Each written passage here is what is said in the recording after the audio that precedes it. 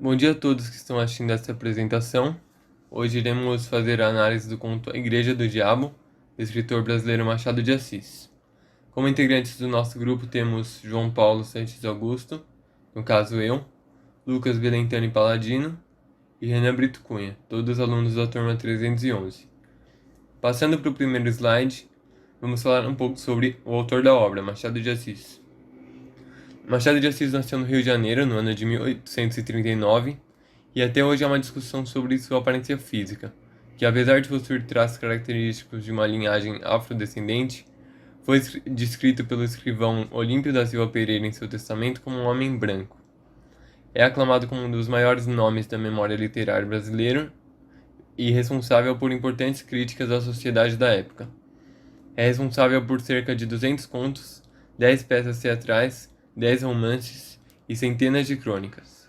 É o introdutor do realismo no Brasil e é o autor de grandes obras como Memórias Póstumas de Brás Cubas e Dom Casmurro, obras que a nossa turma conhece muito bem. É até hoje considerado o nome mais influente na literatura brasileira desde o século XIX. Agora, passando para o segundo slide, vamos falar um pouco sobre o realismo literário. O realismo se iniciou na França, sucedendo o romantismo e o neoclassicismo. Houve uma grande influência de grandes pensadores das ciências sociais neste estilo literário, como Auguste Comte, Max Weber e Karl Marx.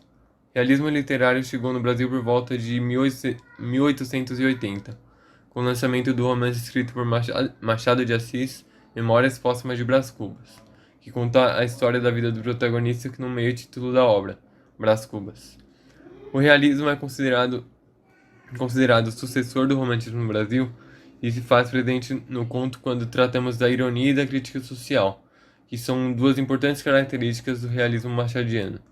Podemos observar ambas as características na relação entre o diabo e os seus adeptos, já que estes também praticam atos do catolicismo durante o conto.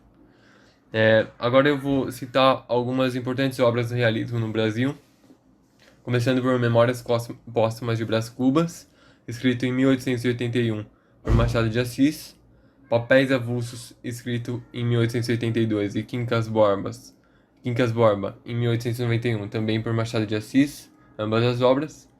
Várias Histórias, em 1896, Dom Casmurro, em 1899, e Esaú e Jacó, escrito em 1904, todas essas obras de Machado de Assis.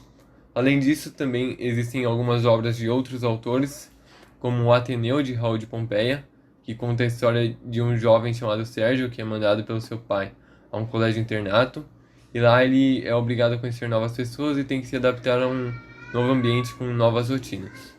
Outra história de destaque do autor Raul de Pompeia é Canções sem Metro, escrito em 1900.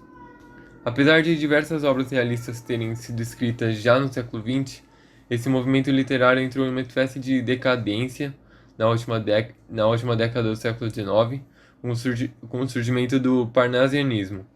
Por sua vez, essa escola literária tinha a poesia como um modo de escrita e o racionalismo e a valorização da arte como características. Apesar disso, é um modo de escrita que também possuía... Bem, agora vamos falar do conto A Igreja do Diabo.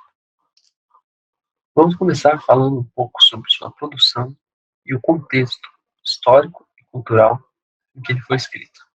Para começar, o conto foi publicado pela primeira vez no ano de 1884, no livro História Sem Data. E, como sabemos, ele foi escrito por Machado de Assis. Vamos ver agora um pouco sobre o contexto em que esse livro foi escrito, pois isso importa muito na interpretação e para entender o que o autor quis dizer com aquele conto. O conto que nós estamos analisando foi escrito em um momento em que o Império Brasileiro estava evidentemente em queda. Assim, era comum, natural, que escritores criticassem os pilares que ainda mantinham esse império. E um desses pilares era a igreja, muito criticada, principalmente pelos autores que pretendiam criticar a burguesia, como Machado. No decorrer do conto, ele critica duramente o modo como a igreja está organizada e coloca na boca do próprio diabo as seguintes palavras: não tarda muito até que o céu fique semelhante a uma casa vazia, por causa do preço, que é alto. Numa interpretação mais corrida desse trecho, somos levados a interpretar que é difícil entrar no céu por conta dos dogmas colocados pela igreja.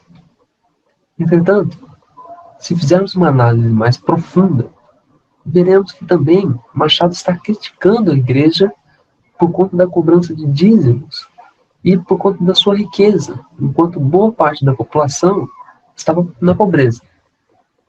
Bem, não é à toa que Lutero é citado em algumas passagens do texto. Outro ponto importante que não podemos esquecer é que o livro foi escrito no período do realismo, ou ao menos era muito comum autores e autoras do realismo criticarem a burguesia. Não só isso, como também desnudarem o íntimo humano, irem fundo na questão humana. Machado, por exemplo, no conto que estamos analisando, desnuda essas hipocrisias e esses sentimentos humanos. Por exemplo, quando o diabo inverte sutilmente os valores da religião, muitos humanos vão para o lado do diabo. E Machado deixa isso claro. Né? Ou seja, eles não eram fiéis porque gostavam daquilo. Eles tinham, no fundo, desejos reprimidos, vontades reprimidas, e sentimentos reprimidos. E que provavelmente, fora da igreja, o praticavam. Na verdade, isso está escrito no conto. Freud, por exemplo, dizia que na sociedade o ser humano tem de reprimir seus desejos. E é isso que Machado deixa explícito. Explicado tanto o contexto histórico e cultural quanto a produção da obra. Vamos falar agora sobre as personagens do conto, suas características e também vamos interpretar o seu significado na obra. Ao ler o texto, percebemos que os dois personagens principais são Deus e o diabo. Vamos começar falando um pouco sobre as características e o significado do diabo nesse ponto. Machado dá uma vasta ideia da personalidade do diabo. Ele é retórico, invejoso, vingativo. Ele anseia o poder. Ele pratica e fala com escárnio, recorrente em suas falas, como por exemplo, o diabo sorriu com ar de escárnio e triunfo. Ele triunfa diante de seus inimigos. Ele se frustra, ele fica irritado facilmente. É perceptível interpretar que essas emoções, esses sentimentos que o diabo sente, são sentimentos humanos. Ou seja, o Machado, ele coloca de maneira crítica e também sendo pessimista e realista como ele era, ele coloca os sentimentos humanos no diabo, né? Então, ou seja, o diabo ele tem muitos sentimentos humanos. Isso é caráter realista e pessimista do Machado de Assis. Já o personagem Deus, o segundo personagem, é calmo, ele é virtuoso, complacente, né? Ele não ri com triunfo no rosto do inimigo. E ele é uma contradição, o diabo, se a gente para pensar. O modo como os personagens são colocados, ou seja, em total contradição, demonstra, na obra de Machado, a complexidade humana, ou ainda a contradição humana. Eles estão colocados lá para exatamente demonstrar essa contradição. Em outras obras, como por exemplo o Fausto, que inclusive é citado no conto, mostra e também usa essa estratégia de personagens extremamente conflitantes e contrastantes para escancarar essa contradição humana, que inclusive é um tema principal do conto. Assim sendo, fechamos a sessão de personagens. Antes de falarmos do enredo em si, vou primeiro analisar o narrador e o foco narrativo, pois com isso definido e apartado do enredo do conto, será possível um estudo mais aprofundado de todas as implicações que circunscrevem essa ilustre obra literária. Tendo em vista que o foco narrativo é definido pela perspectiva de um personagem fictício, o narrador, este, no conto, é aquele que lê este velho manuscrito beneditino, acompanhando o diabo do ponto que ele tem a ideia de fundar essa instituição até o seu dissolver. Onisciente é como se o próprio Machado estivesse o lendo, com seu característico tom de ironia, um manuscrito antigo que relata esse experimento do diabo. Como explicitado em seu título, a obra perpassa a experiência que o diabo teve com a fundação da sua igreja. Fundou-a, pois estava farto de nutrir-se dos remanescentes divinos, e também queria destruir as divergências entre as religiões do mundo, criando só uma, hegemônica e negacionista de todos os preceitos bíblicos. Dividido em 4 capítulos, esse conto terá seu enredo analisado não somente por uma perspectiva de estrutura, mas também pelos variados debates que podem ser levantados com sua escrita. Ao contrário do que muitos pensam, este conto de Machado não tem como tema somente a religião. Na verdade, só descobrimos sua segunda mensagem no final, quando Deus explicita a eterna contradição humana. É tratando o homem como ser tão paradoxal que temos isso como maior conclusão do conto. Diabo, inclusive, chega aos céus já avisando a Deus os pontos que quer mudar nessa sua nova religião, como no trecho que destaca: não tarda muito que o céu fique semelhante a uma casa vazia, por causa do preço, que é alto. Vou edificar uma hospedaria barata, em 2 palavras, vou fundar uma igreja. Envolto por escárnio, o diabo se põe em negação a tudo que Deus antes conceituou, mas este não quis impedir tal fundação, pois já tinha completa ciência de seu desfecho, no final do conto revelado.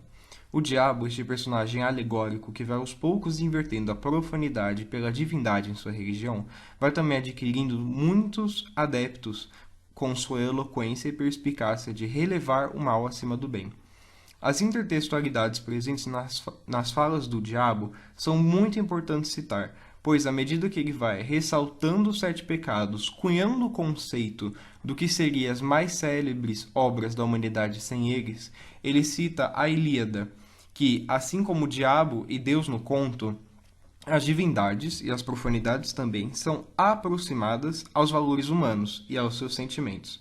Por uma análise freudiana que destaca como a sociedade se baseia na repressão dos desejos de seus cidadãos, o diabo falha, assim como a igreja que tanto criticava, em sobrecarregar os seus seguidores de amarras. Quando ele instaura essa nova ordem em paródia ao cristianismo, que logo chega aos 4 contos do mundo, não tarda muito a retomar a contrariedade humana quando Deus era em pauta. Sobre o paradoxo moral da humanidade, Machado no conto destaca sua visão perante esta. Os humanos, às escondidas, sempre farão o contrário do que lhes é imposto. É a eterna contradição humana.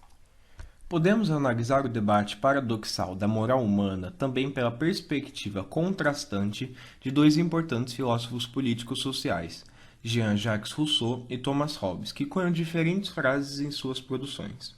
O homem é bom por natureza, a sociedade o corrompe, e o homem é o lobo do homem, respectivamente.